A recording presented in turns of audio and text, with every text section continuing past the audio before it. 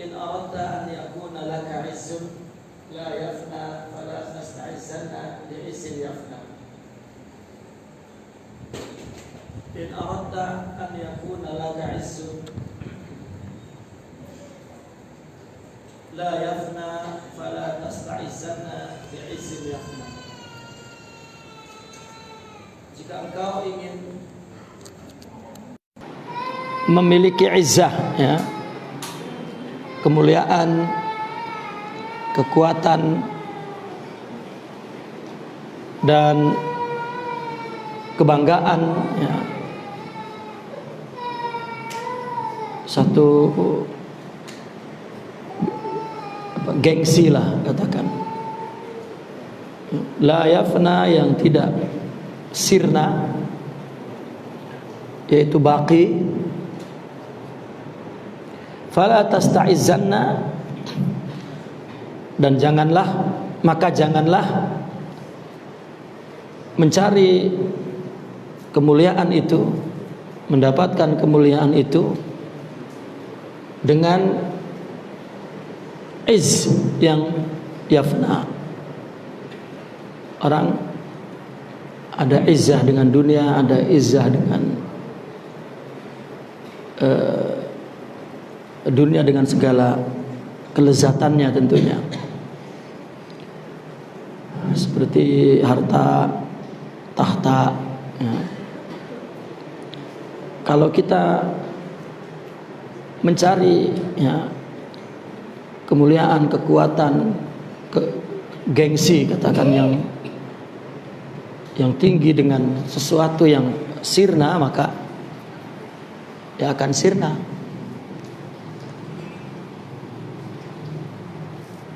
Meskipun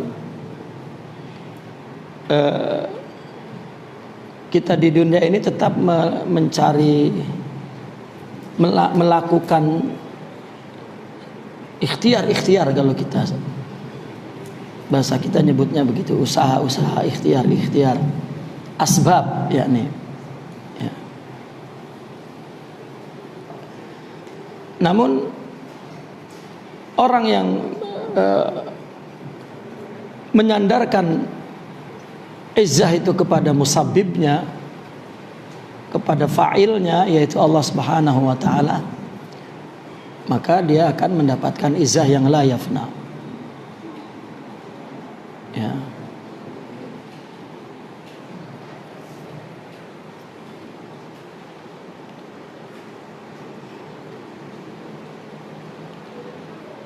Hatta seorang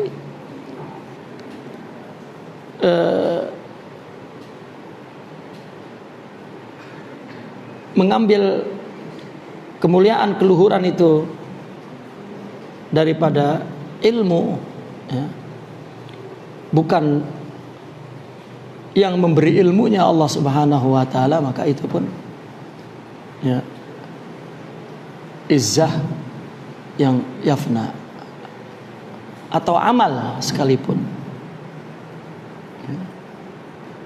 Kita kalau bicara harta dan dunia, ya,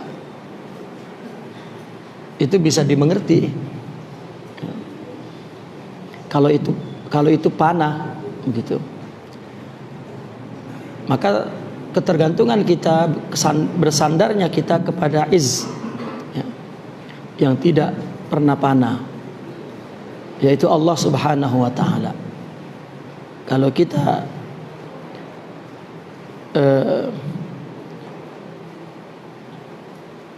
i'tizaznya kepada Allah, ya, maka dama izzuk, ya, dama izzuk. Di dalam tasawuf, kalau istilah dengan Allah, ya, bergantung kepada Allah, atau i'tizaz billah, mengambil izzah dengan Allah, itu artinya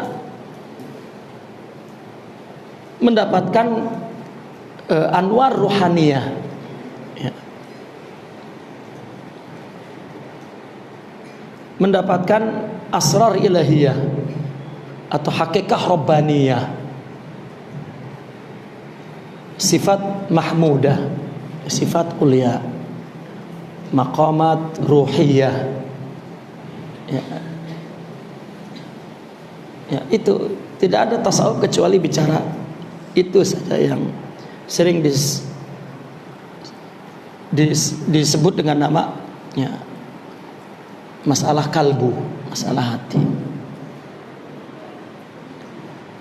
Sehingga izah kita kepada guru pun bukan guru sebetulnya, tetapi apa yang ada di dalam hati guru itu yang kita ambil. Ya. Sehingga ada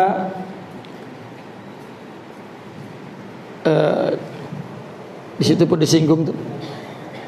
Sami'a ba'dul 'arifina sakhsan yabki faqala lahu ma sya'nuk? Qala mata ustazi. Faqala lahu al-'arif wa lima ja'alta ustazak yamut? Ya. Seorang arif mendengar ada seseorang yang menangis.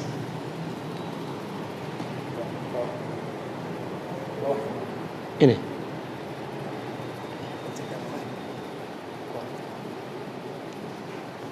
Oh gitu. Oke. Ini. Sebagian arifin mendengar ada seseorang menangis. Maka ditanyakan kepadanya, "Masya'nuk? Apa gerangan yang terjadi padamu?" "Mata ustazi. Guruku telah mati." Maka si arif itu berkata kepadanya, "Kenapa engkau jadikan guru yang mati?" Itu. Jadi iktimad kita kepada syaikh bukan kepada syaikh sebetulnya. Ya, fanatik seorang murid dalam tasawuf, dalam tarekat. Fanatik. Ya.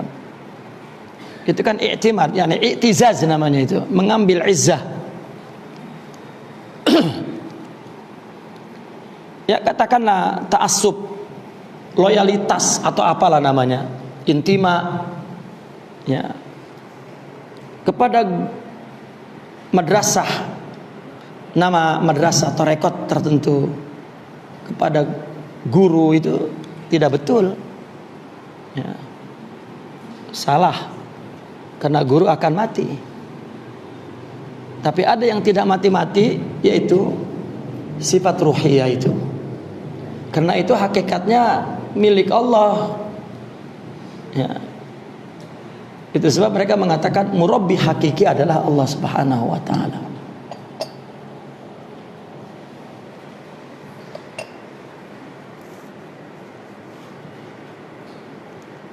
Nah, apabila dia mendapatkan hakikat Rabbaniyah itu, itulah dia mengambil kekuatan keluhuran dengan Allah ya, bukan dengan selainnya, yaitu memiliki sifat mulia, akhlak karimah yang ada di dalam diri kita. Makanya dikatakan di Al-Quran, innal izzata lillah ya, walil mu'minin. Milik Allah izzah itu, dan juga izzah itu milik orang-orang beriman.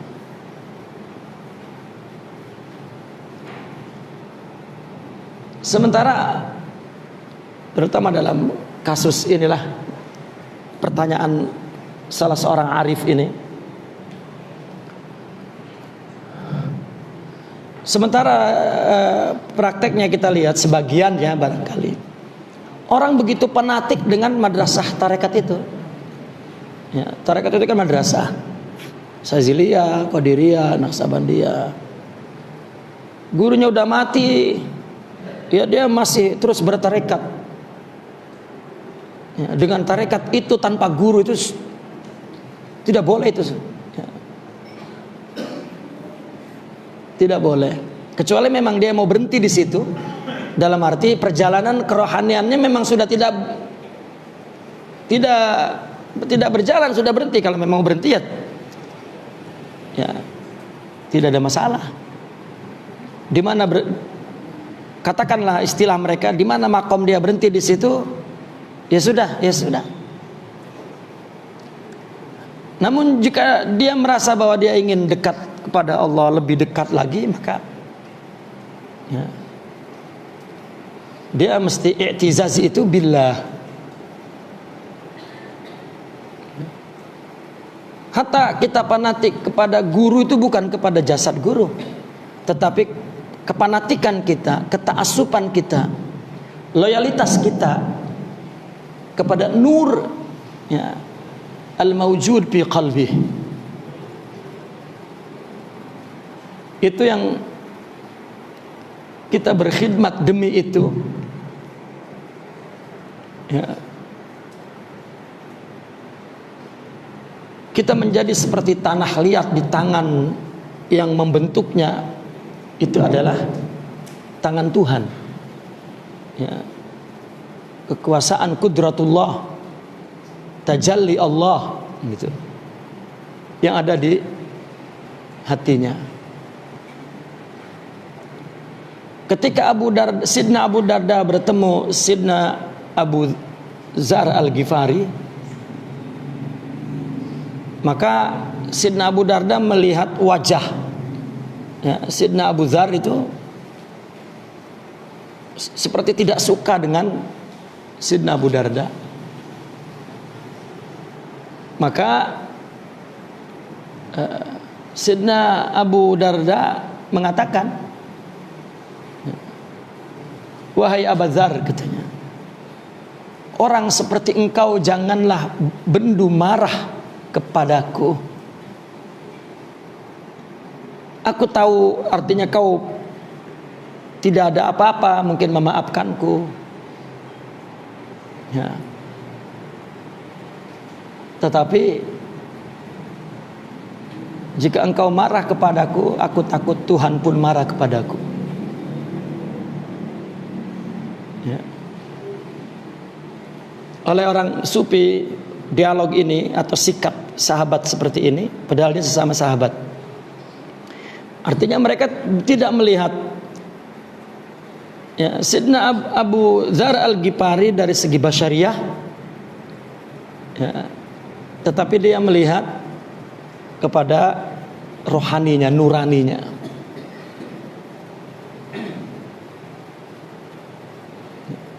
Di mana kuntu sam'ahu alladhi yasma'u bihi wa basarahu alladhi yabsir. Ya. Nah itu i'tizaz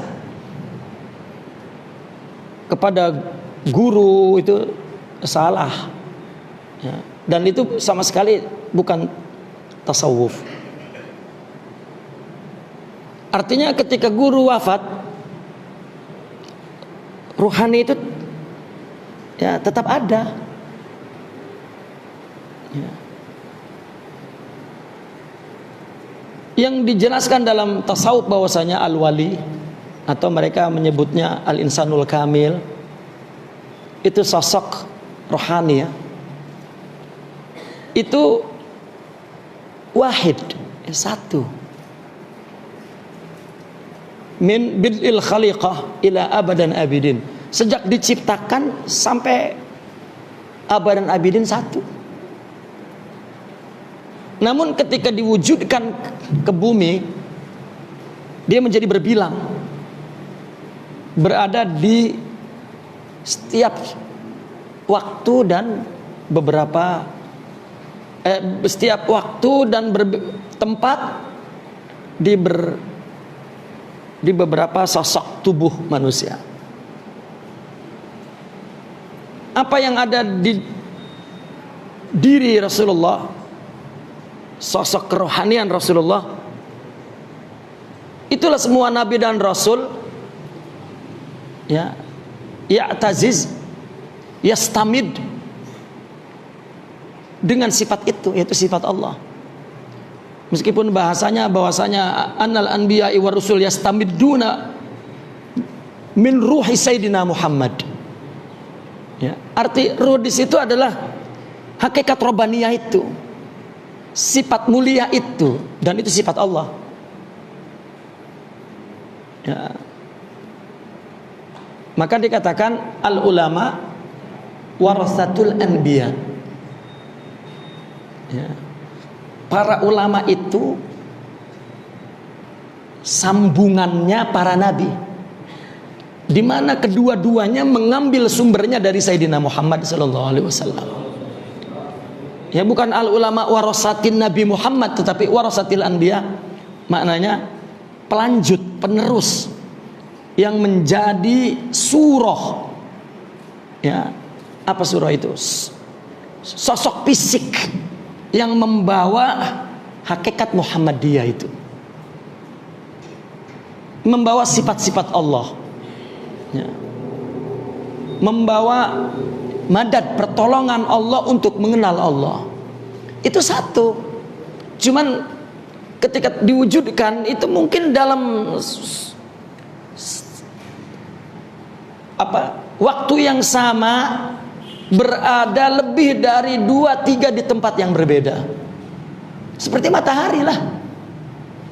1.000.000 rumah mendapat sinar matahari dari matahari yang sama. Itu sebab kalau orang mempunyai sifat itu, maka akan kenal kepada yang memiliki sifat itu. Kalau yang tidak mengenal. La ya'riful wali illal wali. Gitu. Dengan kacamata apa dia mengenal?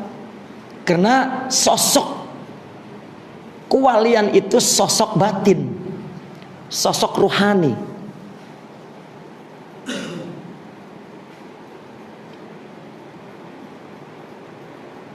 Maka Imam Ibnu Arabi menyebutnya anqa mughrib, burung elang yang langka artinya. Kan tidak ada burung elang itu. Kenapa disebut burung elang, burung Raja Wali itu? Hakikatnya kan nggak ada burung Raja Wali itu. Tapi kalau dalam cerita itu ada, muncul. Ya. Di mana ada yang melihat burung Raja Wali? Ya. Tapi dalam kisah-kisah selalu ada. Begitu juga bagi umat Islam secara umum, wali itu dongeng wali itu. Kalau orang berilmu, rajin beribadah, rajin beramal, itu real. Tapi wali itu khayal. Kecuali Allah ya tajalikan, wali itu baru real bagi dia.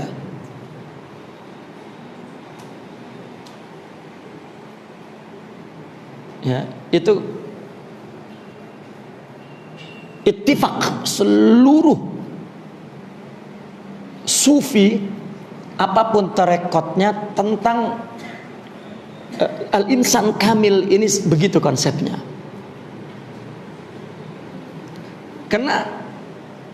Kenapa sama? Ya hakikat kan satu. Kenapa? Karena ini bicara tauhid, ketunggalan, keesaan Allah. Tidak ada yang tidak dari Allah, maka kesempurnaan itu kesempurnaan Allah. Dan itu bukan benda fisik yang menjadi objek akal, bukan. Maka selalu buku mereka begini. Ketika orang memang tidak la yasluh, tidak apalah yasluh itu, tidak layak untuk tubuhnya ini menjadi ruang wilayah kualian insan kamil, ya. Tetapi Allah yarhamuhu wa yashfiquhu, ya, Allah menyayanginya, maka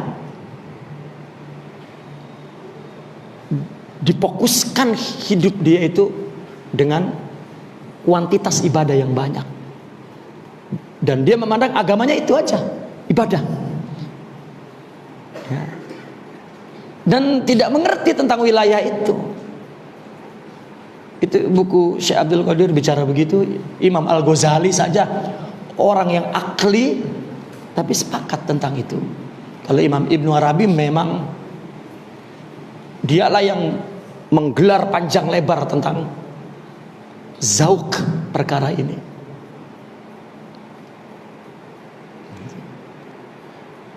Jadi kalau dia ketinggalan ibadah, kiamat. Tetapi kalau dia tidak khusyuk,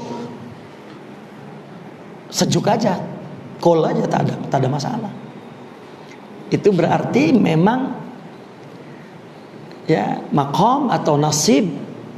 Dan itu bagi kita, saya berpikir kalau saya dikasih ahli ibadah aja udah syukur ya. Kita ibadah aja masih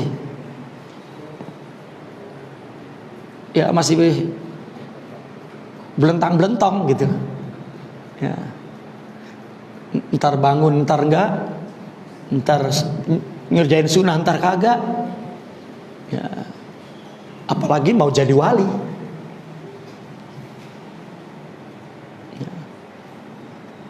Artinya orang ketika dilihat itu, bahkan di buku Zikrul Maqamat, itu bukunya Syekh Abdul Qadir, penjelasan tentang hakikat ini dia ceritakan dengan uslub dialog imajiner. Itu Syekh Abdul Qadir juga, dia bercerita di alam ajali dulu Allah menciptakan manusia, lalu dilihat hatinya, la yasluh li ma'rifati, kata Allah. Ya, ini dia nggak patut ya, tetapi Allah menyayanginya, mengasihinya, maka Allah ya khalaqal ibadah ya wal amalus salih wal zuhud lahu ya, karena ruang jiwanya tidak memang ya la yasluh. Bagaimana Allah mengatakan la yasluh gitu, seolah-olah seperti benar dulu ada manusia diciptakan, Allah lihat atu-atu ini ya. Nah terus yang nabi dan arifin begitu ditanya udah jadi jasadnya, katanya ditanya madza turid ya, la uridu syai'an, katanya.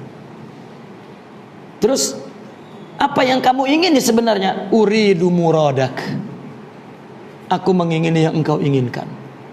Hadza huwal anbiya'i war rusul wal auliya'i wal arifun. Itu kan dialog imajiner namanya. Padahal yang dimaksud, ada orang yang la yasluh hatta ibadah, maka dijadikan ahlu dunia ya. Nah tentang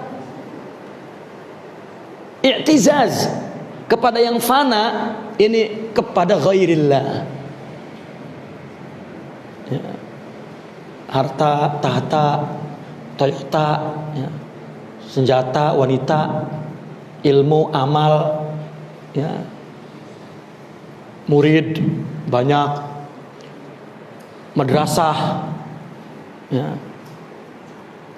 Hatta guru tidak, semua fana ya. Yang tidak fana adalah i'tizaz billah, yakni memiliki sifat yang mulia itu. Itulah wilayah ya. Bahkan di dunia pun dia abadi. Abadi itu artinya begini, kalau enak sama enggak enak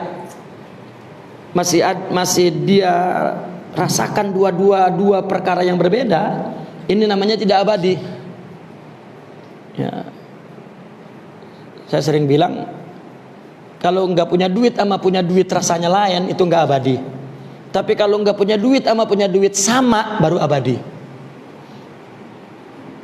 ya. Abadi kan di surga doang sama di neraka doang kan ya. Kalau ntar surga, ntar neraka, ntar surga, kan enggak abadi. Nah maka ke surga di dunia adalah surga sa'adatun abadiyatun, yaitu surga rohani. Nah itulah izzah yang la yafna ya. Dicaci sama dipuji sama, baru itu ya wali. Kalau saya mah belum sama kan ya, dicaci sama dipuji enakan dipuji juga ya. Karena akal tidak dapat menampung dua yang berlawanan. Tapi kalau rohani ya, karena rohani itu menghadapnya kepada jamal Allah ya, keindahan Allah, yaitu sifat-sifat mulia Allah itu tadi.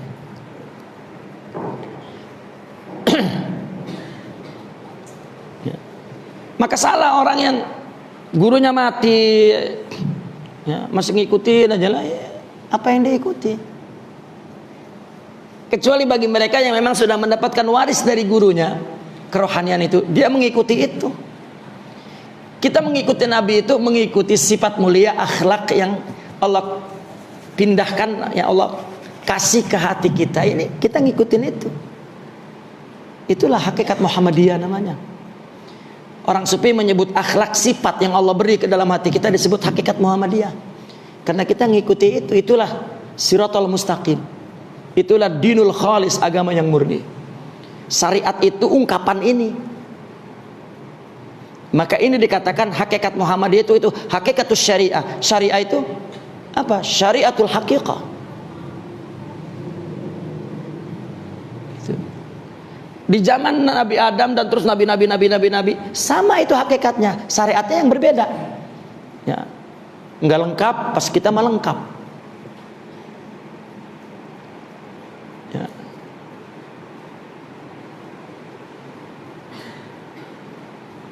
Nabi dulu sembahyang cuma 1 waktu.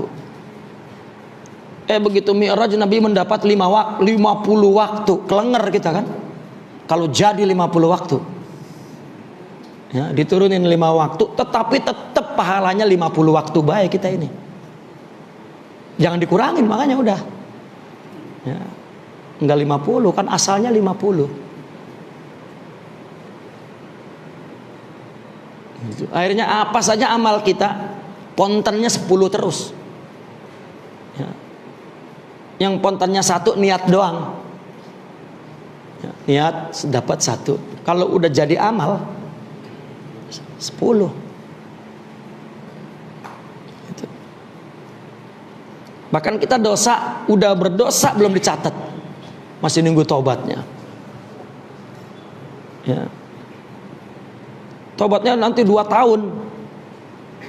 Ya, kecatat udah katanya cuma 3 hari, udah kecatat tapi terhapus. Ya.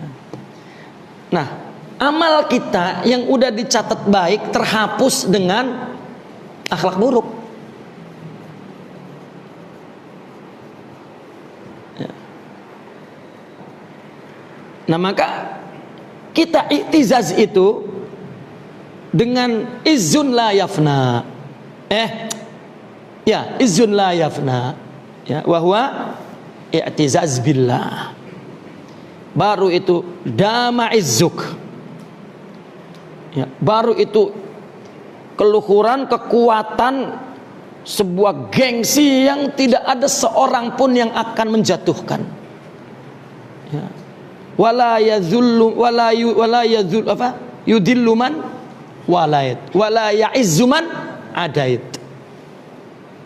Ya. Kalau Allah rendahkan tidak bisa dimuliakan. Tapi ketika Allah muliakan, Allah kasih izzah, tidak ada yang merendahkan. Ya. Diuji pagi mana aja nggak bakal jatuh dengan ujian, karena dia memiliki sesuatu kekuatan yang lebih tinggi dari semua, ya, ciptaan Allah. Ya. Itu izzah.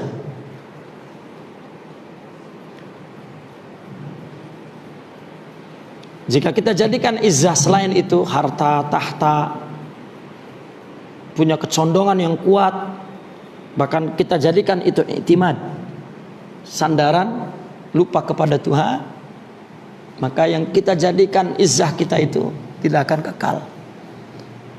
Ya, orang jadi presiden, ya ketika presiden doang udah turun, hilang izzahnya. Lagi kaya doang. Ya.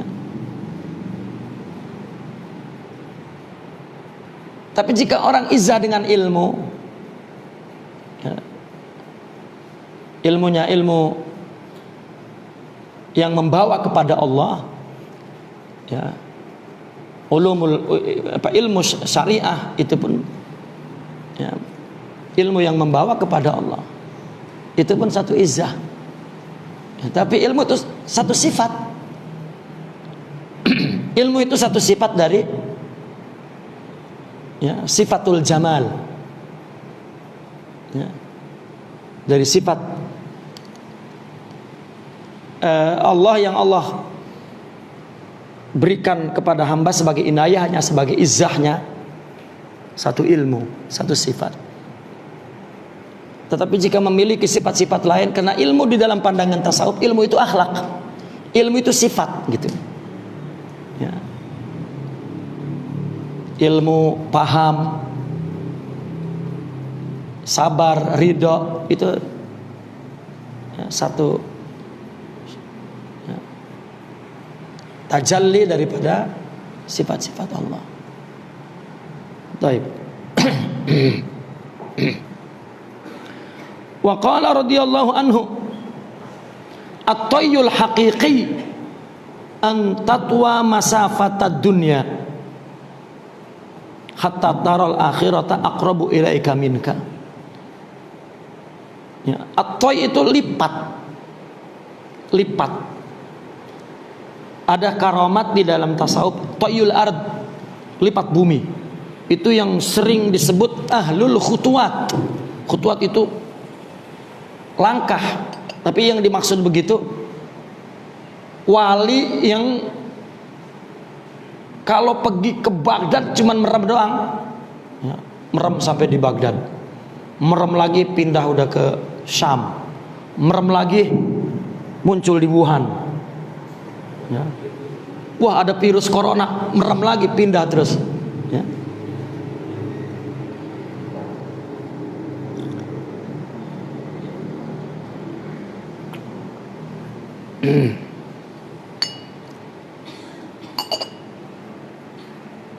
Ya, kelihatannya orang sekarang ada pesawat, ya, kayaknya udah nggak tertarik dengan, ya, ke Mekah 1 menit, ya, kita cuma 9 jam, ya, naik pesawat sama aja lah, gitu. Ya.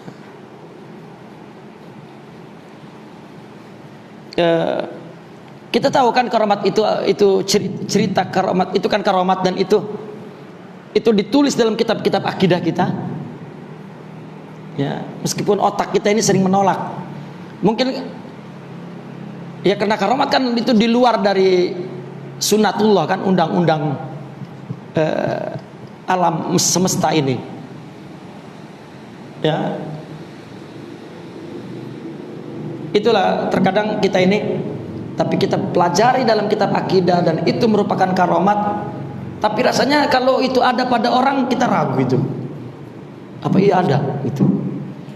Ya, tapi kita kudu yakin sama karamat itu ada, mukjizat itu ada. Ya.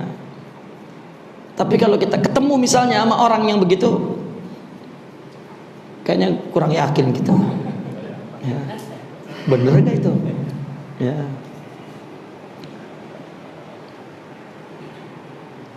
Keraguan itu saya pernah tanya dengan guru saya. Ya, hal yujad ahlul khutwah? Emang ada orang ahlul khutwah? Beliau jawabnya maktub fil kitab. Na'am qara'at. Kalau itu saya baca. Apakah di bumi ini selama engkau tidak percaya kau tidak akan bertemu? Waduh, ditantang kan? Ya. Ya, alhamdulillah sampai hari ini belum percaya.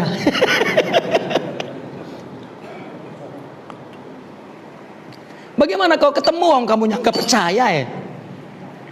Ya begitu kira-kira maksudnya. Iya juga ya. Ya. Di Masjidil Husain saya sering perhatikan, karena saya kalau belanja di Mesir tuh mesti saya masuk ke Masjidil Husain. Ya, karena cerita-cerita dalam buku kan di masjid-masjid tua begitu. Saya perhatikan, ada nggak yang orang-orangnya duduk terus hilang? Ya paling nggak dia pergi terus nggak datang lagi. Saya perhatikan, ada kakek-kakek duduk. Ya. Kok tenang sekali itu.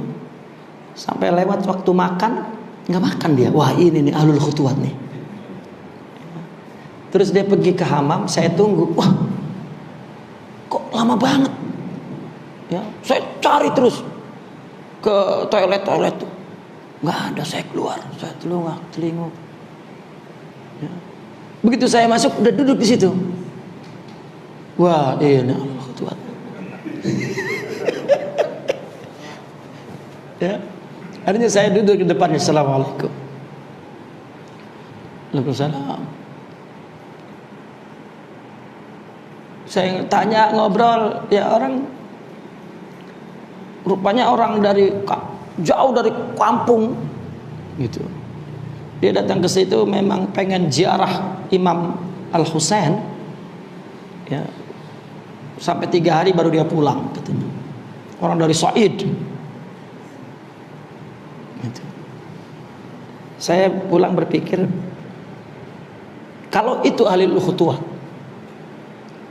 ya, karena saya sambil nyari sambil tidak percaya. Kalau itu juga, ya saya tidak melihat bahwa itu dia gitu, karena tidak percaya. Cuman saya dengar kisah-kisah di buku para wali itu di Masjid Sayyidina Al-Husain itu ada katanya ahlul khutuwah.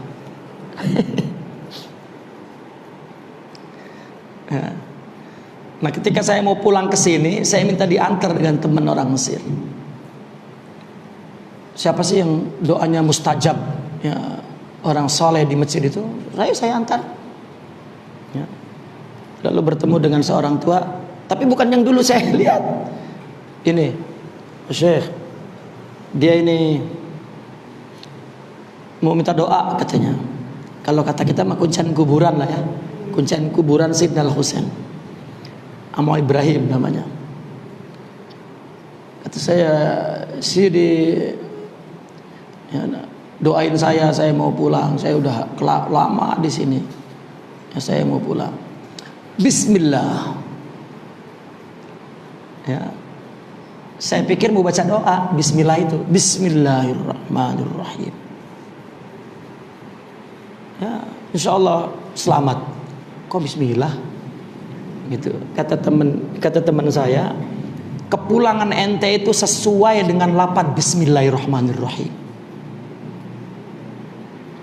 Ya.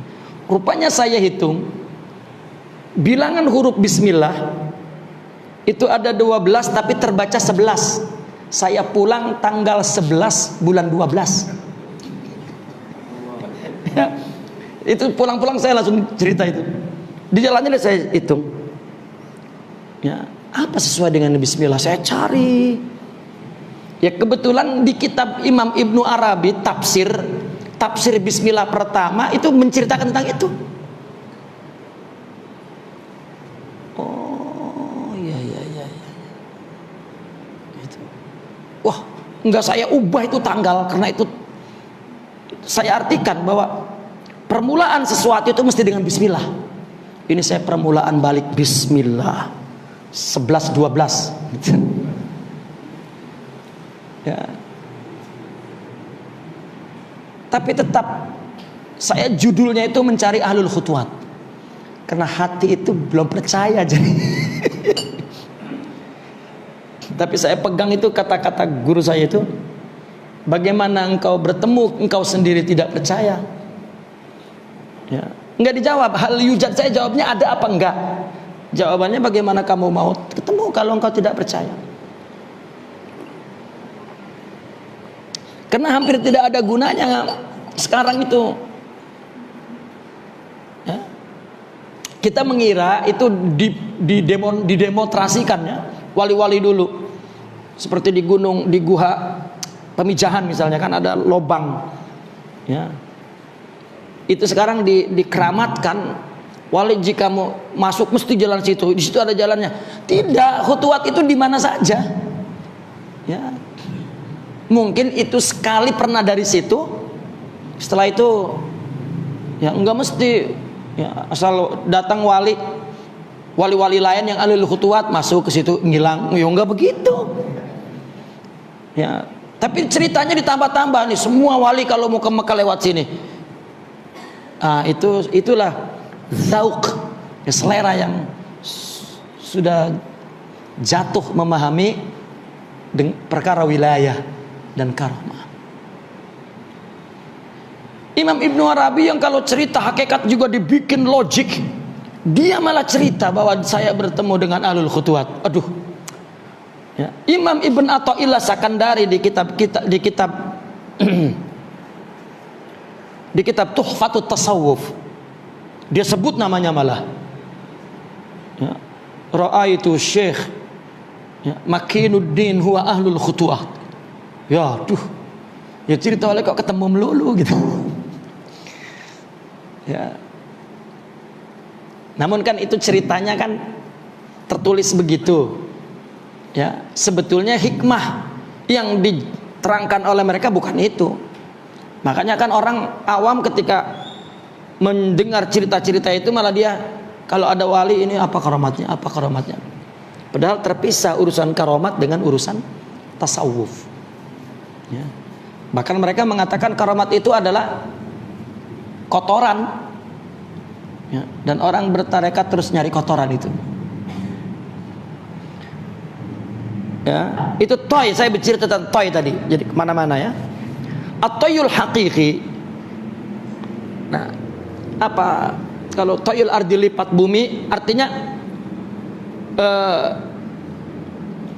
perjalanan yang cepat, yang hakiki itu toy. Sekarang kita sudah ngerti maksudnya toy, kita nggak usah terjemahkan lah. Toy yang hakiki yaitu engkau melintasi dengan cepat jarak dunia darimu, sehingga engkau melihat akhirat ya, lebih dekat kepadamu dari dirimu. Ya. Kalau kita dunia ini kita lintasi secepat kilat, artinya apapun yang terjadi, baik enak nggak enak, ya, pikiran kita, pandangan hati kita, batin kita itu sudah pergi dengan cepat menuju penciptanya, menuju ya, pelaku hakikinya. Itu namanya toy yang cepat, yang hakiki. Untuk apa kita toy di masapat dunia ini, jarak dunia ini ke Baghdad 1 detik? Untuk apa? Kenapa? Karena itu mungkin Allah berikan kepada orang yang belum sempurna. Saya dengar dulu bengkong, tahu bengkong ya? Ya, zaman dulu kan bengkong disebutnya. Itu satu hari terkadang dia punya 5 tempat untuk disurat. Jauh jaraknya tetapi selalu tepat waktunya, hanya beberapa detik saja. Katanya bengkong itu kalau larinya toyul ard. Ada nggak ngedengar begitu tuh? Ya. Jadi yang jadi bengkong dulu wali semua itu. Ya panggil mana wali, tukang motongin punya kita itu. Kan semuanya dulu kan kalau sunat itu kan kudu subuh. Ya dulu, sekarang mah tengah hari bolong ya sunat terus. Ya. Orang dulu mah kudu subuh anak. Mungkin anak nggak nangis kali kalau masih lelungu, masih tidur. Ya. Disiram pakai air kendi ya. Itu bengkong. Habis subuh 5 tempat semua habis subuh. Ya. Saya sempat begitu kan, kita sunatnya udah gede lagi, 6 tahun belum disunat. Kita nanya itu kemana bengkong itu kan marah lagi kecil tuh. Itu ada cerita bengkong ada pergi lagi katanya sunat tempat sunat. Nah begitu ingat saya tanya kenapa dia bisa, oh itu lipat bumi katanya gitu. Ya. Nah maka kecepatan melintasi jarak di dunia itu hampir manfaatnya tidak ada. Kalau itu sebuah karomat, karomat itu terkadang Allah berikan kepada orang yang belum sempurna, ya, pada muridin yang masih pemula, atau juga diberikan mungkin kepada manusia lain, makhluk, artinya manusia lain yang bukan Islam, di agama apapun mungkin Allah beri. Tetapi yang tidak Allah beri ya adalah tayyul hakiki, yaitu melihat akhirat ya, lebih dekat kepada kita dari diri kita ya. Nah, sehingga kita melihat akhirat selalu di dalam benak pikiran kita, akhirat itu yang tidak hilang dari hati. Inilah toy hakiki yang menjadi karamat aulia. Artinya dengan kata lain istiqomah. Maka dikatakan al istiqomatu khairun min alfil karomah. Kalau toyul ard itu karomah, tapi kalau ya toy dunia itu toyul ard itu karomah. Tetapi kalau karomah hissiyah, tapi kalau toyul akhirah ya itu adalah karomah ma'nawiyah atau al-istiqamah. Maka dikatakan al-istiqamatu khairun min alfil karomah.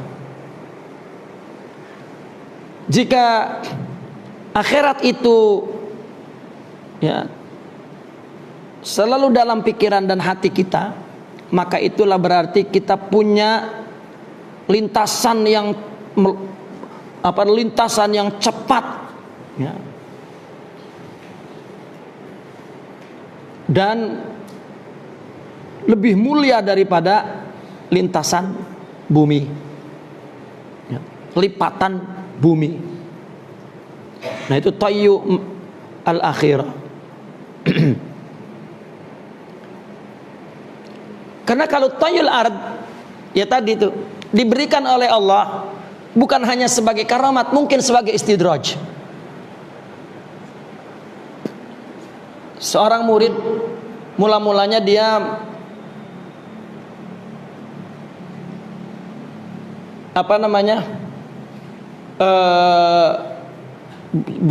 jujur misalnya dia ingin Allah, tetapi di tengah perjalanan ketika Allah berikan satu kasyaf, satu karomah lah katakan, jika dia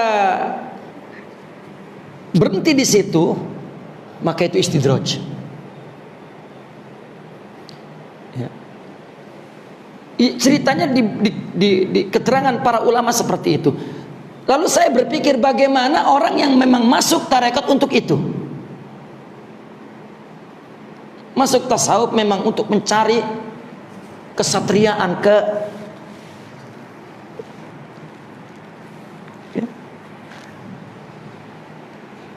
keheroan, kehebatannya. Nah, itu memang dia nggak pernah masuk sebetulnya ya, dia berada di rel yang salah. Maka akan timbul iddia pengaku itu, mengaku-ngaku ya, atau sebagai makar.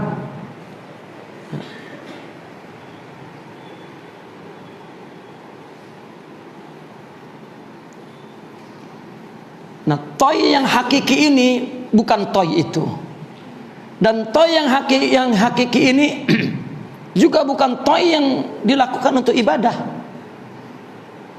Karena mungkin ada orang yang melewati malamnya dan siangnya dengan ibadah dan puasa ya, sehingga dia merasa hari-hari dilaluinya cepat ya. Itu pun bukan toyil hakiki ya, bukan toyil hakiki.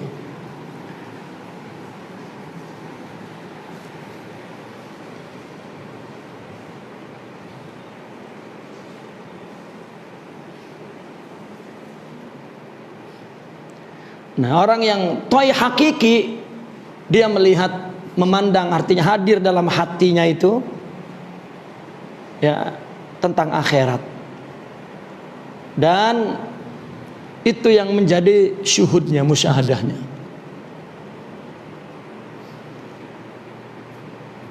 Maka jika demikian hilang ketergantungan dia kepada sesuatu yang fana, yang hancur, yang sirna, yaitu dunia. Ya. Dan toyil hakiki inilah yang memandang dunia dari hakikatnya. Kalau pandangan mata kan indah, tapi jika pandangan batin, ya, seperti yang dikatakan oleh Rasulullah SAW, ya, tidak berguna, ya, tidak lebih kecil, tidak lebih besar, maksudnya dari sayap ba'udah, ya, dari sayap ba'udah. Nah, maka orang yang toyil hakiki selalu ingat mati, ya, selalu ingat mati. Al-Qayyis mandana nafsahu wa amila lima ba'dal maut. Ya, itu adalah toyil hakiki. Semua hidupnya untuk Allah, ya, dan itu lambangnya, simbolnya dalam agama adalah untuk akhirat.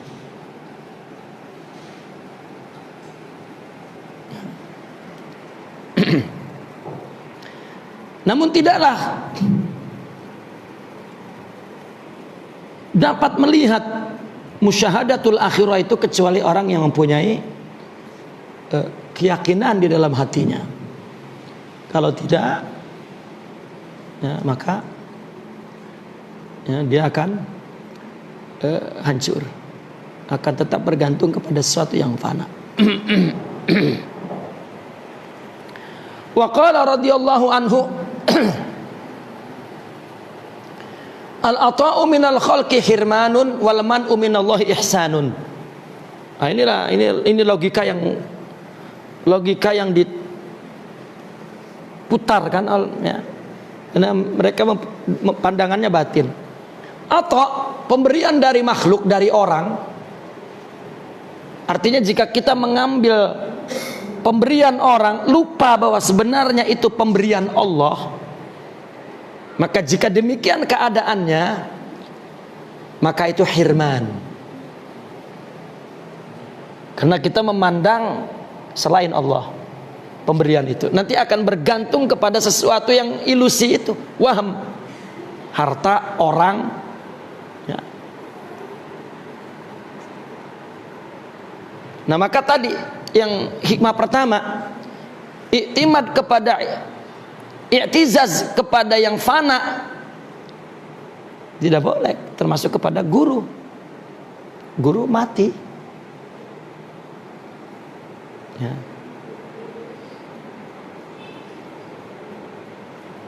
Saya sering merenung, memahami tentang perayaan haul. Kenapa ada perayaan haul itu? Ya, rupanya betul, karena haul yang kita rayakan itu kematian. Kalau Nabi kan kelahiran. Karena Nabi tidak mati. Apa?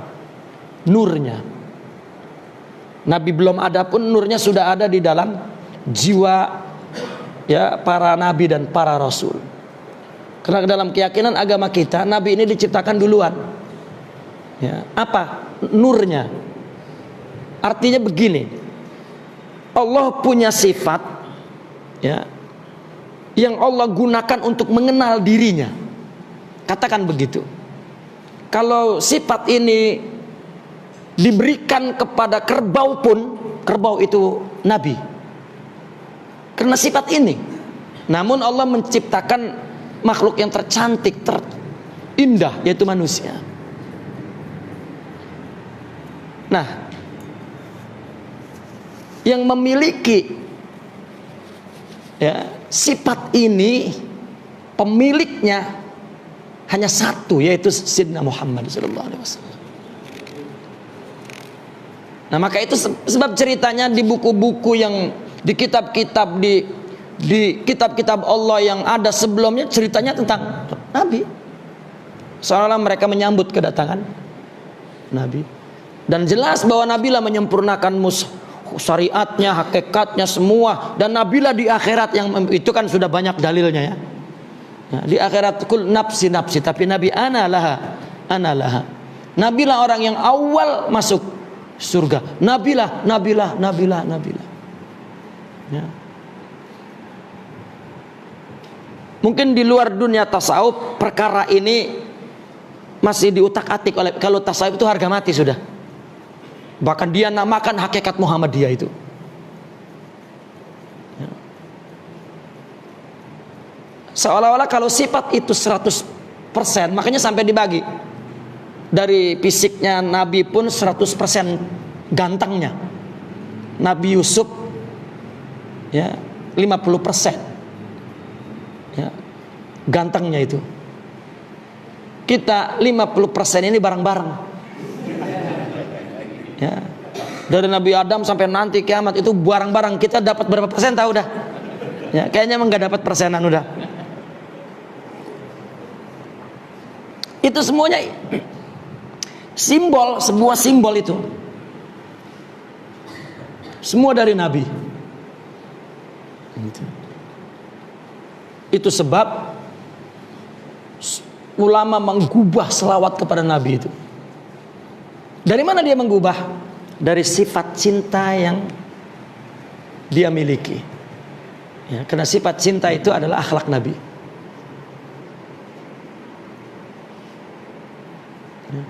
Orang jika punya akhlak, bibirnya tidak mengucapkan bahasa, kata-kata selawat, tapi hatinya berselawat. Karena ketika mereka punya akhlak, maka yang sinar yang tumbuh dari batin itu, sifat itu adalah sinar ingat kepada Nabi.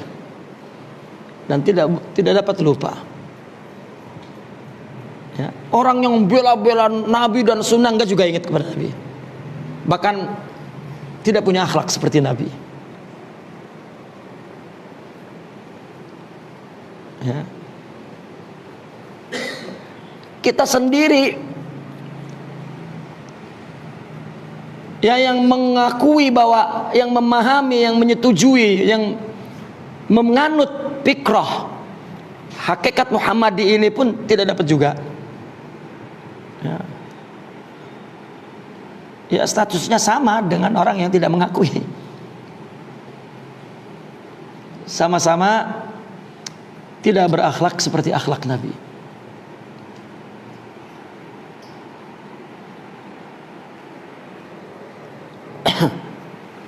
Maka ketika saya di satu majelis, guru saya bercerita tentang kemuliaan Rasulullah, ya, saya menangis terseduh-seduh.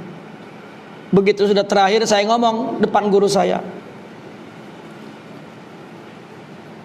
alangkah indahnya kalau saya hidup di zaman Nabi, kata saya. Marah sekali guru saya. Ya, kamu bersyukur jadi umat Nabi dan ya, bisa menyaksikan kebesaran Nabi, mengakui keagungan Nabi. Kalau kamu hidup belum tentu mengakui, karena kita ngelihat sosok basarianya kan sama kayak kita. Ya. Jangan-jangan kamu nyampur dengan Abu Jahal. Susah Pak. Tadi kita cerita tentang Toyil Arad aja belum tentu kita mengakui itu. Oke, sekarang begini. Kita tahu itu akhlak. Buku akhlak, sifat akhlak. Tapi kita kenal enggak? Mana orang yang mempunyai syuhud, hudur kepada Allah? Kita tahu enggak? Enggak tahu Pak. Kalau kita tidak punya, tidak bisa melihat. Tidak bisa. Ya. Kenapa? Karena ada hijab basyariah itu. Sehingga ungkapan orang sufi itu begini, idza aradallahu bi abdin khairan, katanya, jika Allah menginginkan orang ini baik, ya, asyhadahu khususiyatil wali. Coba, wasatarahu al basyariyata. Ini kan sudah sarah yang gamblang itu. Jika Allah menginginkan orang ini baik, Allah akan persaksikan kepada dia sosok kewalian itu. Itu rohani. Dan Allah tutup sifat kemanusiaannya.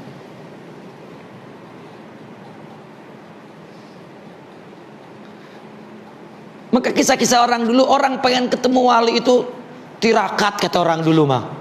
Ya, ibadah dulu, qiyamul lail dulu, pengen ketemu.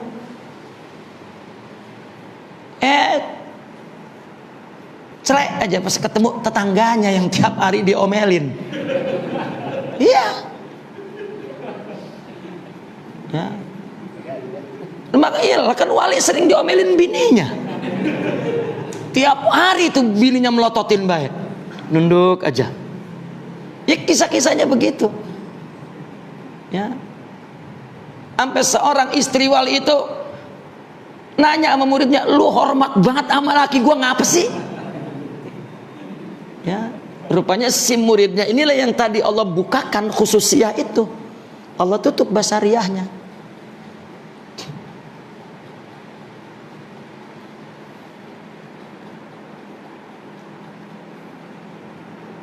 Saya ada menasehati junior, diomelin oleh guru itu, wah, sampai mau minggat. Ya, kena harga diri. Ya nafsu kan. Kata saya, kamu guru itu tidak lupa kalau dekat kepada kita itu dia sebagai murabbi, tapi kita lupa sebagai murid. Gitu. Kata saya, Syekh kita itu terkadang menjadi malaikat, terkadang menjadi iblis pada kita. Ya, saya bagaimana menjelaskannya, tidak punya bahasa kan, kecuali itu.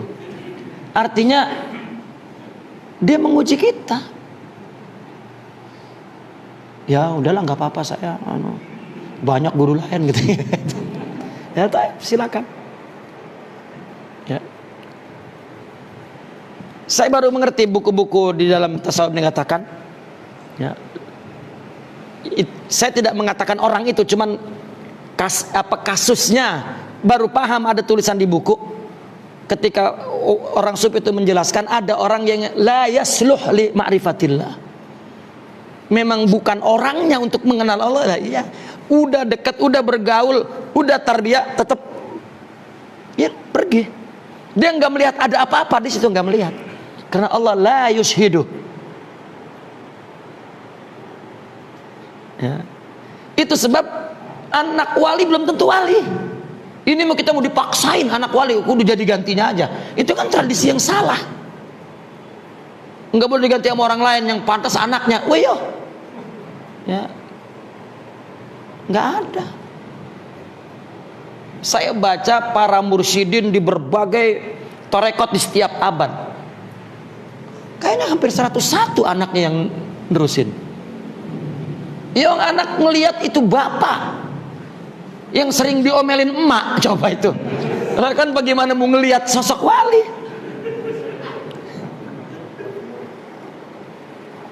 Dan rata-rata bini nanti solehanya kalau suaminya wali, kalau lakinya udah mati. Apalagi udah ngerasain kawin sama orang lain, baru lain amat ya. Lah iya. Baru suami gua wali ternyata.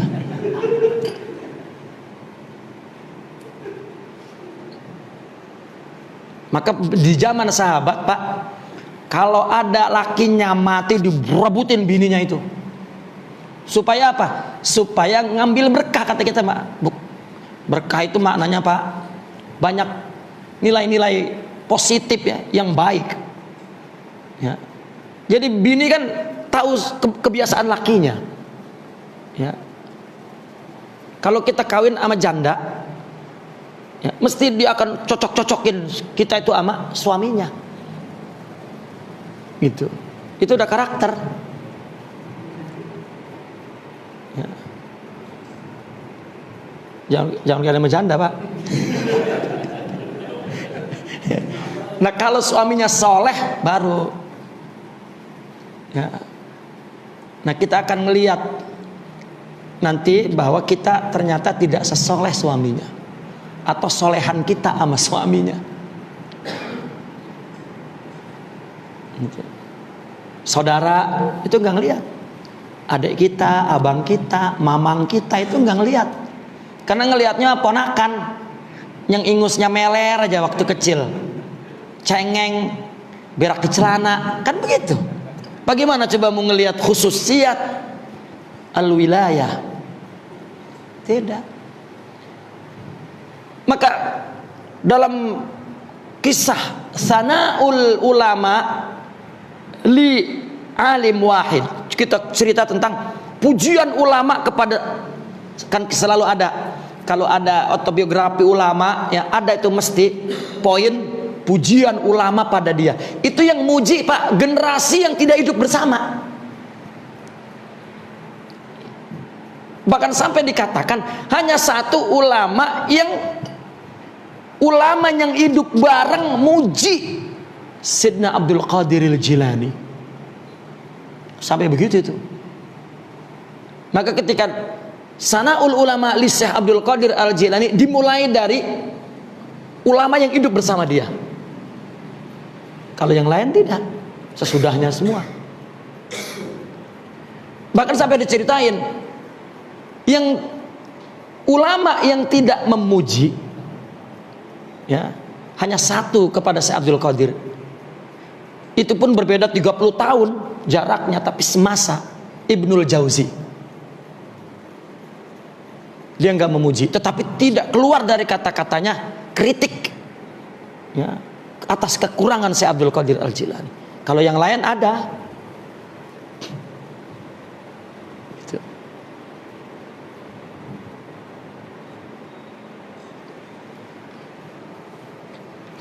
Itu di buku, apa itu dibuat-buat oleh muridnya nggak tahu ya. Nggak tahu. Tapi secara logikanya memang begitu. Orang yang semasa hijabun, anak, istri, saudara hijabun ya, kawan hijabun. Maka saya punya cerita guru, saya punya guru, murid utamanya adalah temannya. Dia sekolahnya, kuliahnya bareng, bahkan temennya ini selalu ranking tinggi terus. Jadi begitu udah selesai masing-masing berdakwah ya, yang temannya ini berdakwah ke Madinah, Jeddah, Mekah sana. Ini kemudian menjadi murabbi, menjadi mursyid ya, tetap tinggal di Syria.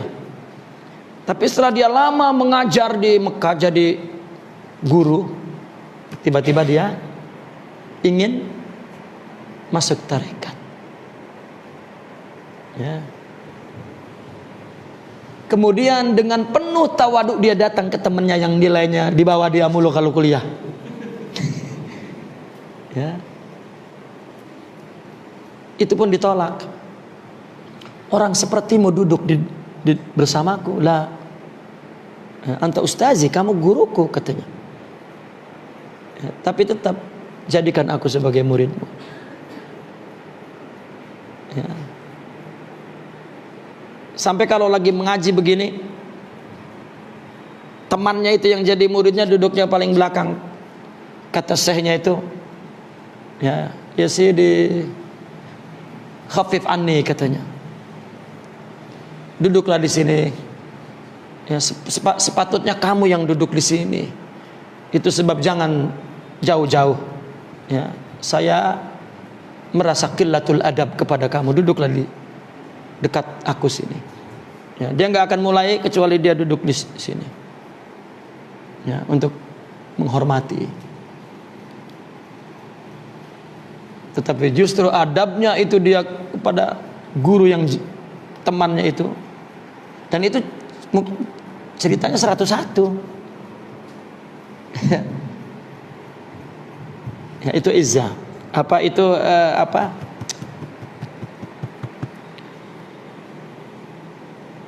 hakikat Muhammadiyah ya. Taib al-ata' minal khalqi hirman Ya, pemberian orang kalau kita tidak menyaksikan bahwa itu adalah pemberian Tuhan, maka berarti yang kita terima sebuah pemberian pada hakikatnya itu adalah bukan pemberian.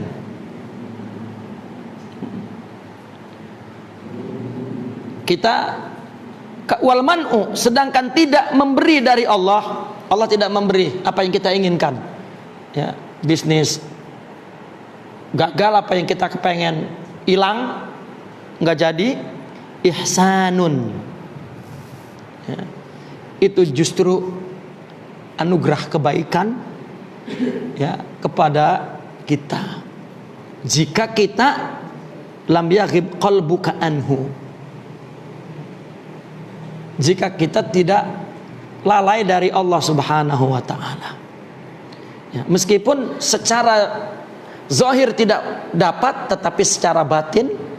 Kenapa? Karena di situ kita melihat bahwa kita lemah dan Allah kuat. Allah berkuasa, kita tidak berkuasa. Ya. Tetapi kalau itu sebetulnya, tapi memang coba orang ingat Allah itu kan, ya, ketika gagal, paling kurang mulutnya ngomong ya Allah, lah kan. Lah, kalau sukses lupa saya, kan gitu. Ya, nggak kenal gua kalau udah kerja ya begini urusannya, kan gitu. Begitu enggak aja ya Allah, coba anugerah kan itu. Ya. Artinya hirman ini secara batin.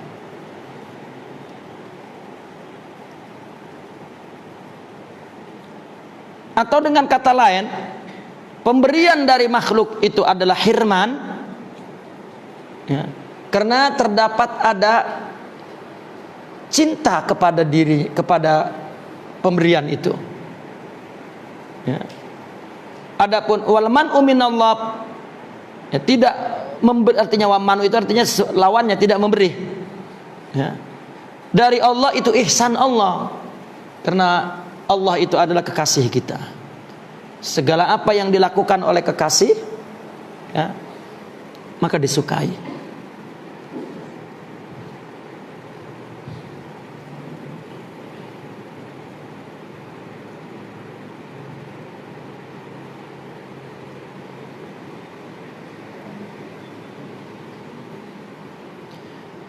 Taib, kita terusin. Wa qala radhiyallahu anhu jalla rabbuna an yu'amilahul abdu naqdan fayujaziyahu nasi'ah. Terlalu agung Tuhan kita itu, di mana hamba berinteraksi, beramal kepada Allah kontan, Allah membalasnya tangguh. Apa?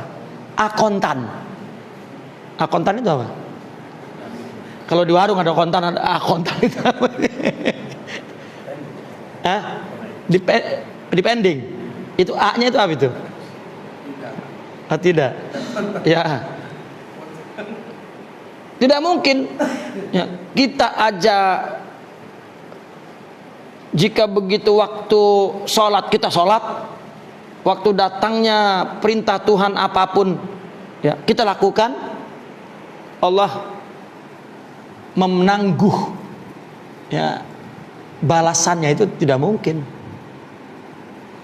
Ya, bahkan kita itu paham, bahkan agama kita belum berbuat aja udah dikasih pahala itu, baru niat aja udah dikasih pahala. Ya. Artinya kenapa orang tidak melakukan karena Allah? Ya. Tidak karena Allah aja, tetap Allah balas. Makanya banyak ungkapan-ungkapan, kenapa Allah berbuat baik terus kepada kamu, kamu bermaksiat kepadanya. Ya. Kita lihat orang yang di luar agama Islam, ya, nyenyak tidurnya, ya, enak makan, ya. Itu hikmah. Kita melihatnya itu satu hikmah yang besar. Jadi Allah membalasnya seketika. Karena Allah Maha Karim dan Allah Qadir, ya, berkuasa. Dan satu lagi, balasan Allah itu bukan hanya di dunia, bukan hanya di akhirat. Kita jangan amalan-amalan kita itu surga, tidak, di dunia pun Nah, ini artinya bahwa kita berbuat apapun bukan untuk pemberian Allah itu, tetapi kepada Allah lah. Ini kita sebetulnya udah dewasa ya, bahkan tua ya. Ya ada yang tua sudah. Jangan lagi berpikir beramal itu untuk dunia. Ini cerita balasan bahwa Allah lah yang melakukannya di dunia dan di akhirat. Melakukan karena Allah. Ya. Kita beramal, tadi ini kan dikatakan tidak mungkin kita melakukannya dengan kontan, Allahnya ya nasiah, tangguh, ditunda, tidak mungkin. Artinya, dan bukan hanya di akhirat, di dunia. Artinya apa yang kita lakukan mesti karena Allah, bukan karena ini semua. Contoh misalnya orang sekolah, dia selalu berpikir untuk mendapat ijazah. Ya padahal kalau udah lulus, udah selesai juga dapat ijazah.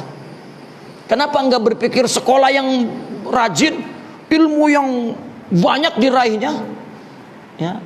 Bahkan biasanya orang yang banyak dapat ilmu, bodoh amat lah ijazah mah, cuman kertas nggak penting. Itu kan berpikir lebih panjang, lebih sehat. Ya. Tapi kita tetap aja ya lupa kepada Allah.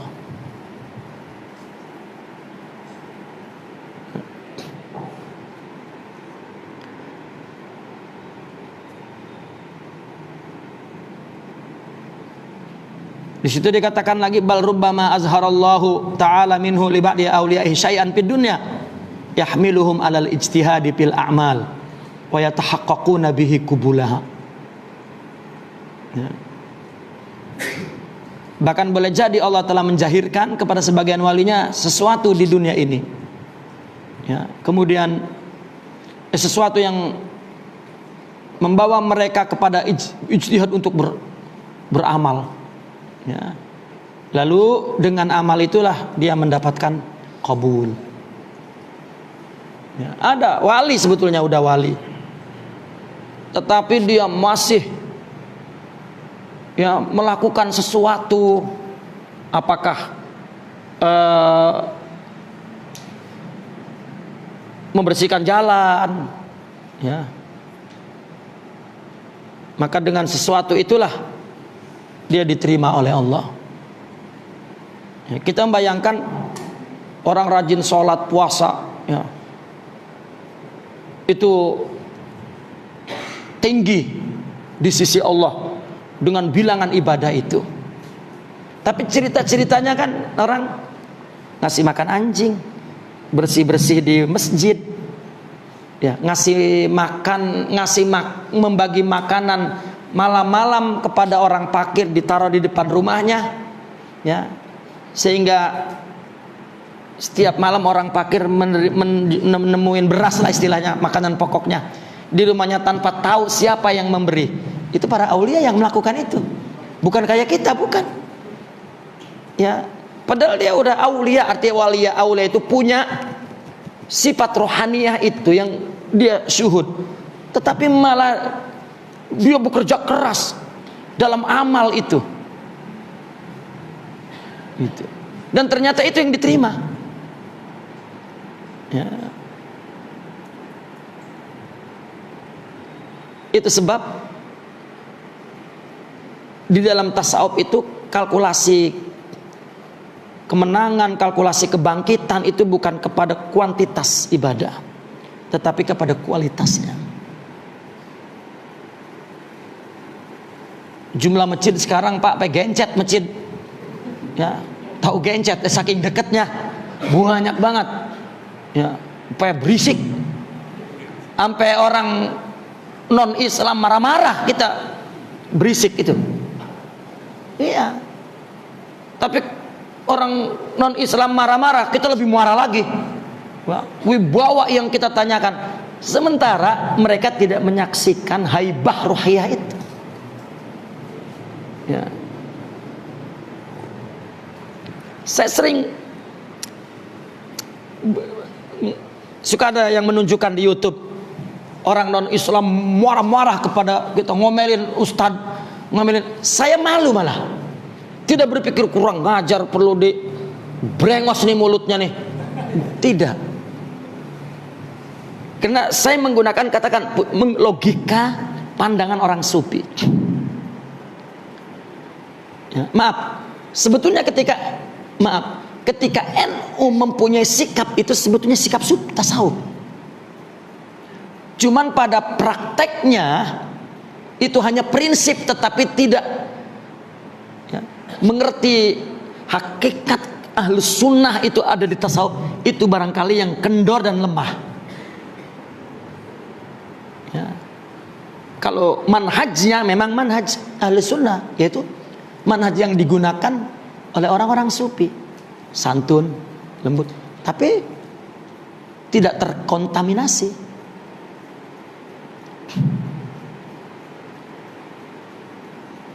ya. Nah maka ketika saya mendengar cacian, wah itu ya. Kita kan diajarkan, belajarlah dari musuh. Apa yang dikatakan musuh itu yang benar. Karena musuh itu ngelihat yang jelek-jelek doang, yang cakep kagak kelihatan. Jadi kalau dia ngomong jelek itu kita ilangin. Bukan ini kita tersinggung, aduh. Ya. Banyak pemahaman Islam itu secara tekstual. Contoh lagi, ustadz, artinya kami ini ustadz, jika ada yang menghina nggak usah diproses hukum. Ini muridnya, wah ini karena simbol, wah udah, itu udah politik kalau urusan simbol-simbol itu. Ustadznya, bukan saya tapi orang lain, kan ente tahu, larang. Nah, itu juga bukan akhlak Rasulullah SAW. Ya. Kalau dalam buku tasawuf, Nabi orang yang menghina, kehilangan sehari enggak hina, dicariin sama Nabi. Ya kan itu dicerita melulu. Ya. Ustadz yang memproses hukum yang hina dia pun kalau cerita Nabi mah begitu kapan? Ya. Istilahnya Nabi, iblis saja ditawarin sama Nabi, mau nggak lo gua tolong masuk surga lo. Karena Nabi itu nggak punya kecuali kasih sayang. Bagaimana mau membenci wong nggak punya sifat itu? Memang nggak punya, ya emang nggak punya, emang nggak ngasih kasih sayang kan? Ya. Diajarkan dalam tasawuf untuk melaknat keburukan dan bukan pelakunya. Jadi udah kacau. Emang politik kalau udah masuk agama rusak Pak, agama Pak. Habis dia acak-acak. Sampai terbagi dua, 01 sama 02 itu Pak. Ya. Itu korban, dua-duanya korban. Bagaimana orang di luar Islam tidak nonton ya kejanggalan kita itu? Ya.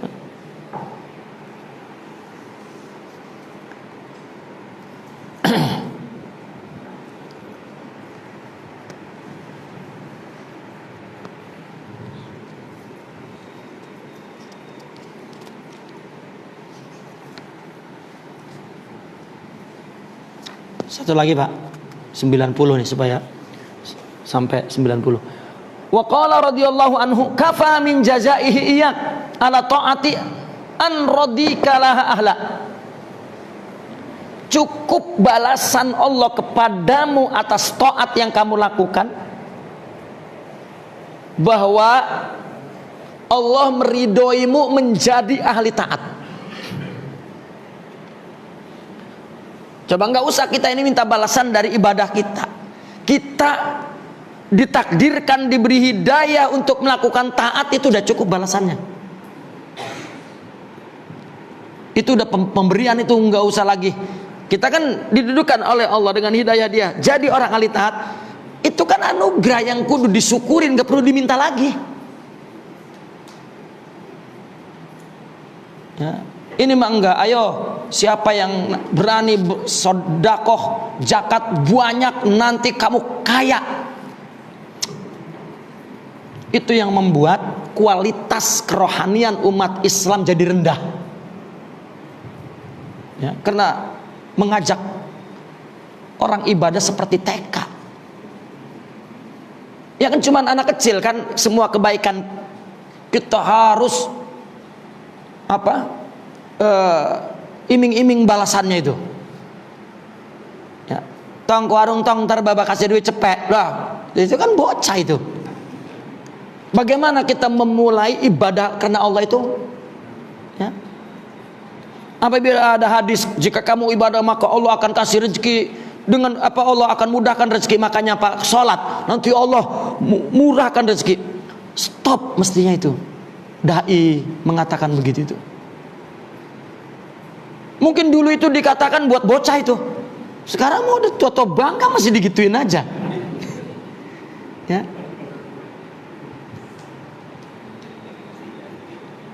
Sudah waktunya bawa kepada kualitas kerohanian. Pak, rezeki itu menurut hikam ini nih, biar kita setar, biar artinya semangat kita naikin, kagak bakal maju cepet. Mau kita slowin kagak bakal jadi mundur. Ya.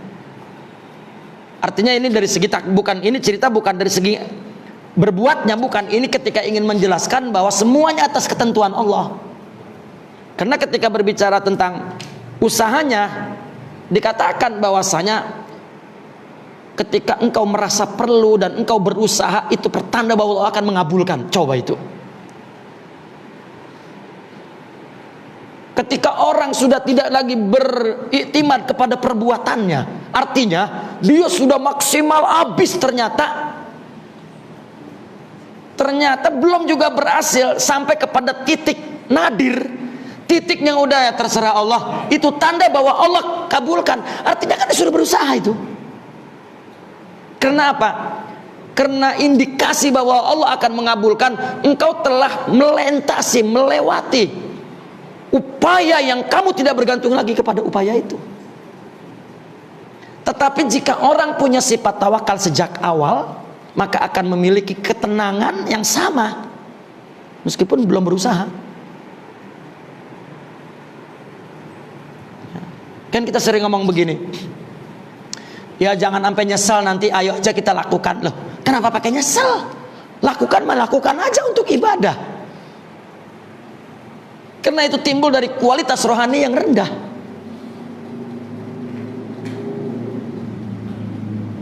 Orang sufi dituduh tidak melakukan asbab, artinya tidak ikhtiar. Apalagi Syekh Abdul Qadir Al-Jilani terang-terang dia memberikan syarat seorang untuk menjadi muridnya di masa hidupnya. Apa kata Syekh Abdul Qadir untuk menjadi muridnya? An yakuna sakhiyya, dermawan. Ya. Saya sering, kenapa dia meletakkan dermawan? Rupanya Syekh Abdul Qadir itu ketika dia memimpin umat dai torek, dia membangun besar-besaran pondok. Ya perlu dana, tapi bukan itu motifnya. Yang dia ajarkan adalah ibadah karena Allah di saat datang keperluan itu. Boleh. Ya. Artinya Syekh Abdul Qadir tidak mengatakan Ayo siapa yang menyumbang madrasah ini engkau akan rezekinya tidak. Tapi itu dijadikan materi tarbiyah dia kepada umat untuk menderma karena Allah. Kenapa? Karena dilihat dari yang kedua, tarkul ikhtiar. Ya. Baru menjadi muridku. Apa? Buang sifat kecenderungan memilih. Saya ingin ini, ya, dibuang. Aku ingin apa yang diingini Allah. Yang ketiga, al-i'rad anil khalqi, buang makhluk. Artinya apa yang kamu lakukan kebaikan bukan untuk siapapun tapi untuk Allah. Nah, seorang murabbi itu akan mendidik murid di zamannya yang sesuai dengan kondisi zamannya. Nah, maka nih penerusnya jangan ngikutin ya pendekatannya, usulnya, jangan ngikutin guru di zaman tertentu, nggak cocok. Ini karena murabinya gadungan, ya, tidak mengerti makna irsyad, makna dakwah, ngikutin apa? Soalnya gurunya begitu loh. Yang diikutin, makanya tadi ya, yang fanatik di dalam tasawuf itu kepada guru adalah sosok khusus, mereka nyebutnya khususiatil asrar katanya. Ya, kenapa dikatakan khusus itu? Ya karena tidak ada orang yang membaca, melihat. Ya, itu hanya orang-orang yang diinginkan oleh Allah, maka dia akan fanatik kepada kerohanian seseorang yang ada suhud di situ, yang ada ma'rifat. Dia akan fanatik. Gitu. Dan ditutupi oleh Allah basyariahnya. Ya.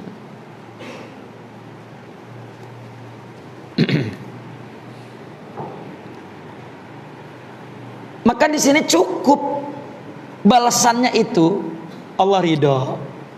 Ya.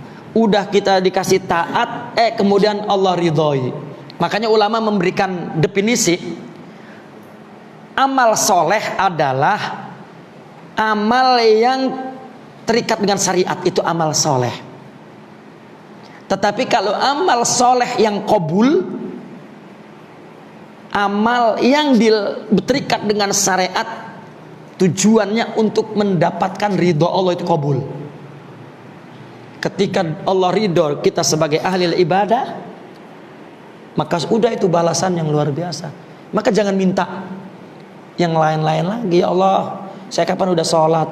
Saya udah sholat hajat, saya udah doa, udah baca yasin, udah ngumpulin orang 1000 orang, baca yasin, mana buat nasi uduk, ya, nasi amplop yang dipanggil ustadz semua, baca yasinnya.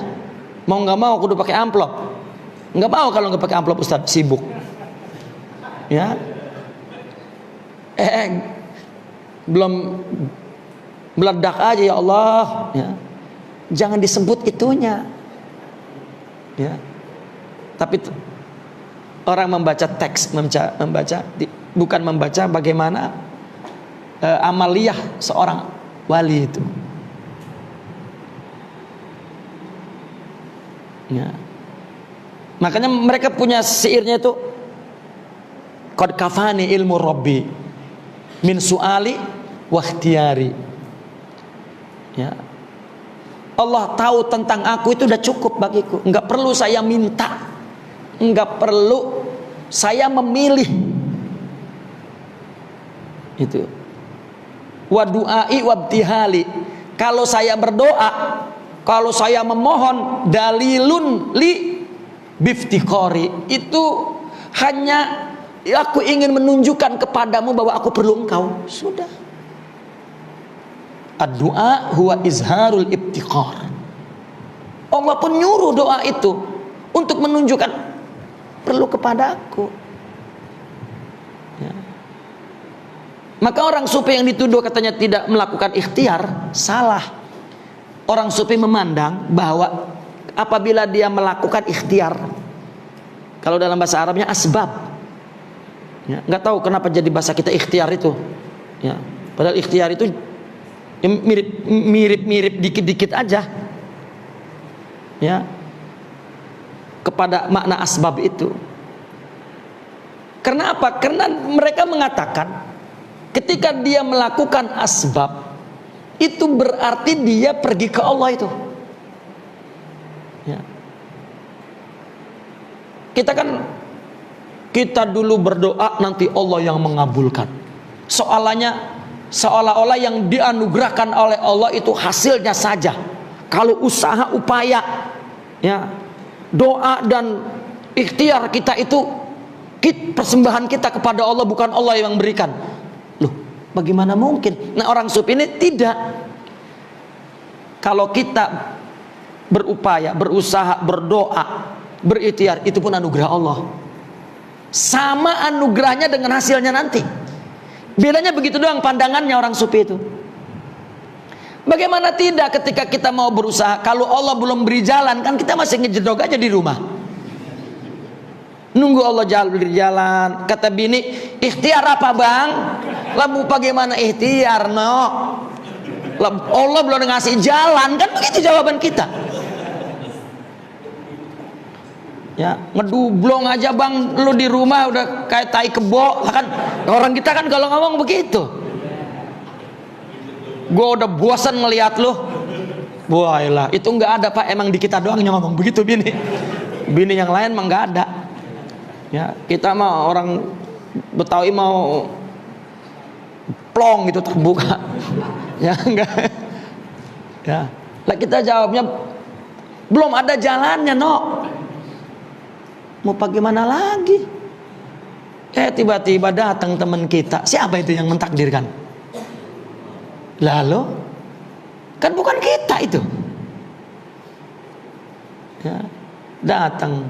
No, ada lowongan, no. Kita padahal pada waktu itu alhamdulillah ya Allah. Ya, ngaku doa gua tuh. Ya elah. Pakai doa gua. Lah iya. Kita mau gua mulu kalau apa-apa. Ya, udah berhasil gak nanti? Lah masih keturunan tuh. Cuma yang ke-8. Nah, orang sufi tidak melihat zahir, semuanya melihat batin. Kata dia, Allah dulu baru Allah. Makanya ketika orang sufi ditanya nyari ente dapat duit di mana? Dari Allah. Iya, tahu gua dari Allah. Lu kerja apa maksudnya? Iya dari Allah. Ya bagaimana cara ya semua dari Allah. Emang ada rezeki turun dari langit? Ya ada kalau nggak ada bumi.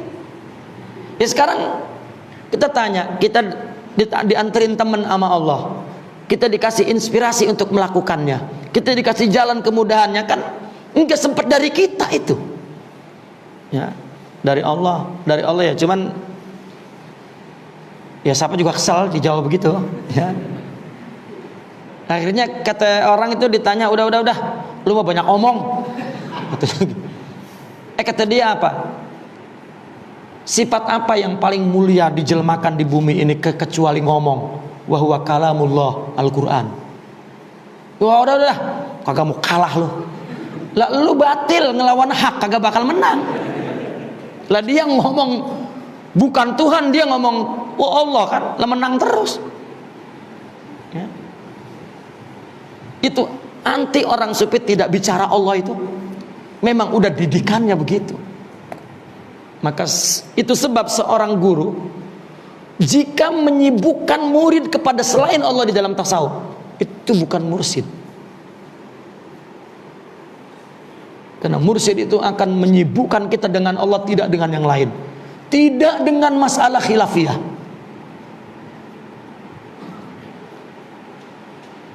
Ya. Nggak ada itu kacamata politik dalam politik itu. Ya, tidak ada kacamata tasawuf terhadap politik. Ya, tidak ada. Coba, saya teringat ketika orang bertanya kepada seorang sufi. Saya pun pernah mengajukan pertanyaan yang sama. Pertanyaannya begini, Syekh, Saya ngelihat ada satu golongan orang berbuat salah. Salah satu anggota jamaah tertentu, madrasah tertentu, ya, berbuat salah. Apa yang perlu kita lakukan? Berbuat keburukan. Apa yang perlu kita lakukan? Apa nasihatin dia atau laporin aja sama pimpinannya? Ya, pertanyaan ini diajukan kepada seorang murabbi. Apa jawaban mereka itu? Kalau di hatimu tidak ada keburukan, kau tidak akan melihat ada keburukan pada orang. Coba itu.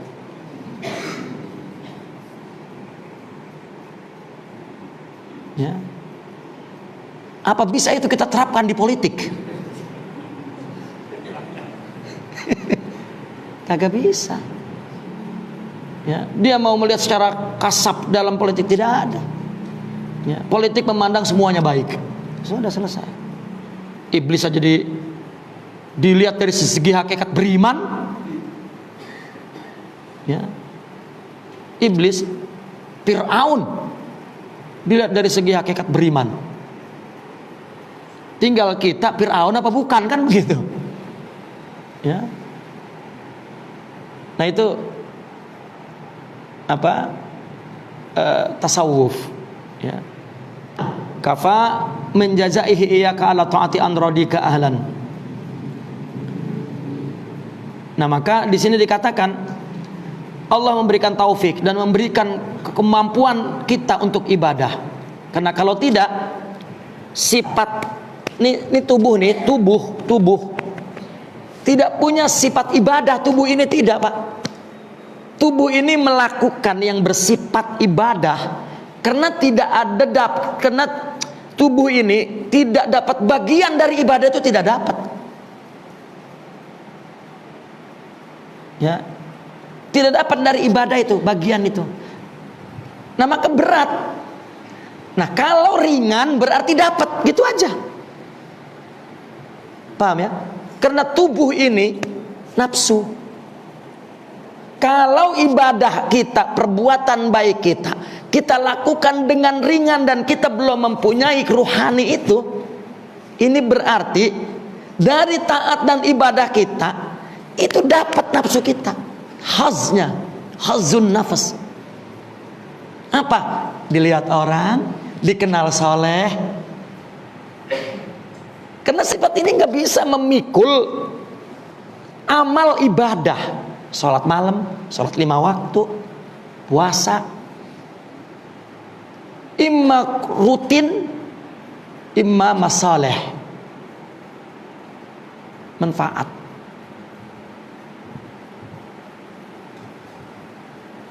Ya.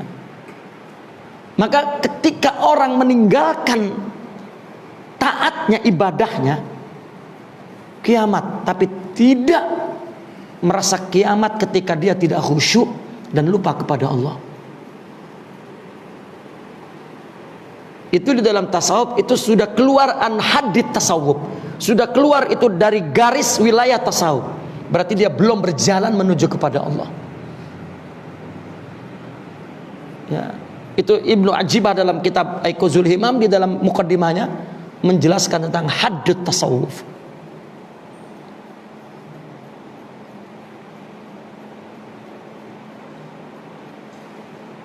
Ya. Nah maka ketika kita diberi taufik dan diberi kudrah ruhiyah untuk melakukan ibadah, itu luar biasa. Itu namanya ridha. Ya.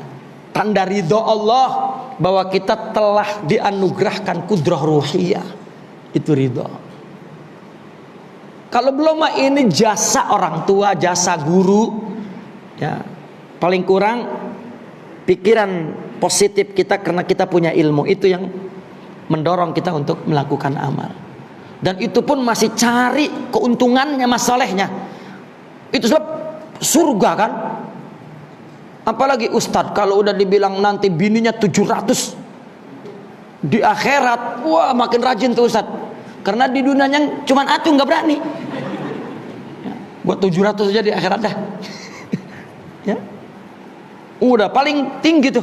Itu juga kalau kita detek lagi, Ada orang yang bersungguh-sungguh banget karena surga, belum tentu juga. Ya. Padahal kalau melihat balasan kepada fisik di akhirat ada, di dunia ada. Kenapa seperti tadi Hikam tadi? Kenapa nggak karena Allah saja? Agar kita iktizaz. Ini ya, saya mau menutup memberikan kesimpulan agar kita punya izzah yang la yafna, yaitu ya hakikat Muhammadiyah, sifat Rabbaniyah. Nakifuna walhamdulillah. Al-Fatihah.